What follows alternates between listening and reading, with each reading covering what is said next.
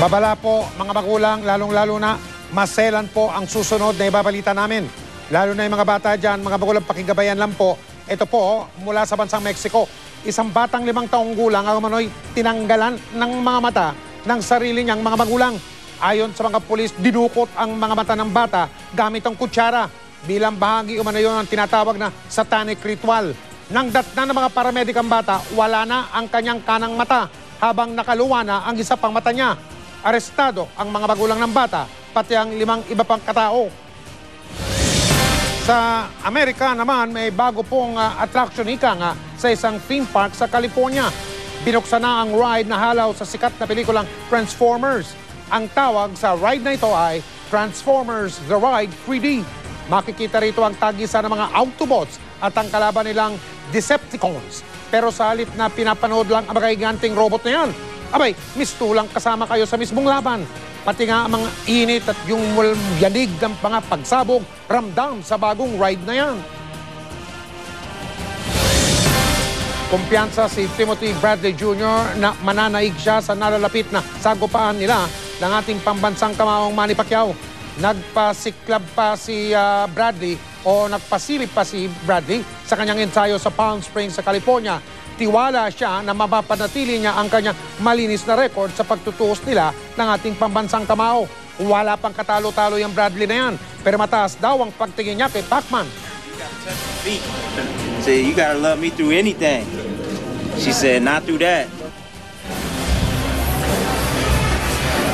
Samantala, si Manny Pacquiao naman matapos ang tinatawag na closed-door sparring session ay muling nag-guest sa programang Late Night Show ni Jimmy Kimmel. Sa panayam, ipinahayag niya ang kanyang pagtalikod sa mga bisyo na tila naging sakit sa ulo raw sa kanyang mga nakalipas na laban. Lumabas sa investigasyon ng Kamara de Representantes na nananatiling matatag ang Government Service Insurance System o GSIS Family Bank. Sa tinatawag na executive session ng House Committee on Banks and Financial Intermediaries, ipinakita ng matataas na opisyal ng GSIS Family Bank ang record nila para patunayang kumikita pa ang bangko. Naniniwala si Oriental Mindoro Representative Rodolfo Valencia na nagsulong sa investigasyon na matatag nga ang naturang bangko at hindi dapat mabahala ang kanilang mga depositor.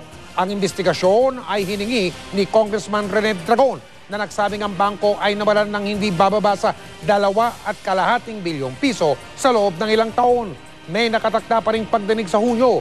Doon naman ay inaasahang magsusumiti ng report ang Commission on Audit at ang Bangko Sentral tungkol sa GSIS Family Bank. GSIS Family Bank is a very solid bank. It is backed up by GSIS itself, no? So, walang dapat ikabahala doon ang sino mang mga tao o depositor sapagkat napaka-solid po ng bankong yan.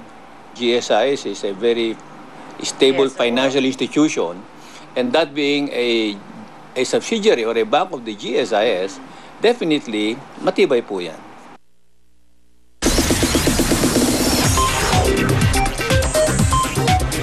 Chika Minute!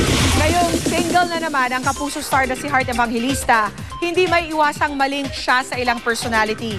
Mula sa legacy co-star na si Sid Lucero at pati kina Senator Cheese Escudero at Pangulong Aquino. Si Heart may paglilinaw. Makichika kay Kata Tibayan. Kitang-kita ang kakulitan na legacy stars na sina Lovie Poe, Heart Evangelista, Alessandra De Rossi, Jeff Eigenman at Sid Lucero sa kanilang live chat with their fans. Kahit malapit nang matapos ang kanilang telebabad soap, ang legacy raw na naiwan sa kanila ng show ay ang barkadang nabuo nila. Marami pa raw dapat abangan sa legacy dahil intense raw ang pagwawakas nito. Siyempre, alam naman natin kung gaano kamahal ni Inigo si Diana. Tingnan lang natin kung paano niya mapapalaglag yung puso ni Diana. Sa mga ngayon ang tumutok, sayang, you missed half of your life. Si Heart, very thankful sa kanyang co-stars dahil sa suporta raw na ibinigay ng mga ito noong mag-break sila ni Daniel Matsunaga. At ngayong single na siya, bali-balitang may mga bago na raw siyang dinedate. Una ay ang co-star niya na si Sid. Marami kasi ang nakakapansin na naging close ang dalawa sa set. Magdating friends for no complications. Hindi naman itinanggi ni Sid na humahanga raw siya kay Heart. My type is Chinita, plus the fact that she's mixed Chinita. She's, she's half Spanish, half Chinita. That's my type talaga. Yeah. Yeah, she's beautiful. Usap-usapan din na napapadalas daw ang pagko-coffee ni na Hart at Senador Cheese Escudero. It's nice to talk to him, ganyan, kwento-kwento, ganyan, about everything. Maganda lang yung mga pinag-uusapan lang, pero not necessarily we're linked romantically. Ang sagot ni Cheese, Ano ba talaga ang sitwasyon? Wrap up na, di ba? Magandang umaga. So, friendly lang, friendly. Magandang umaga. Maraming salamat at yan, napanood na ating mga ka-Hart. bukod kina Sid at Senator Cheese, hindi rin nakatakas na maling si Hart kay Pangulong Noynoy Aquino. Nirereto kasi siya ng mentor niyang si Senadora Miriam Defensor Santiago sa Bachelor President. One time lang yun, nung dati pa yun sa wedding, niniloko lang nila ako. Pero hindi talaga. Anything that has to do with settling down or being committed to someone, napapressure ako, hindi ako makahinga. So, I don't like to entertain those ideas first. Katatibayan updated sa showbiz happenings. At dyan nagtatapos sa ating chikahan for the week. Happy weekend, mga kapuso. Ako po si Pia Guanyo. Mike, Vicky? Thanks, Pia. At yan po ang mga balitang aming tinutukan sa nakalipas na 24 oras. Maraming salamat po sa inyong pagtitiwala. Mula sa tahanan ng katotohanan, sa ngalan ni Mel Tiangco, ako po si Vicky Morales. Ako po si Mike Enriquez. Ito ang GMA, walang kinikilingan, walang pinoprotektahan. Walang kasinungalingan, serbisyong totoo po lamang. At dahil hindi natutulog ang balita, Nakatutok kami 24 oras.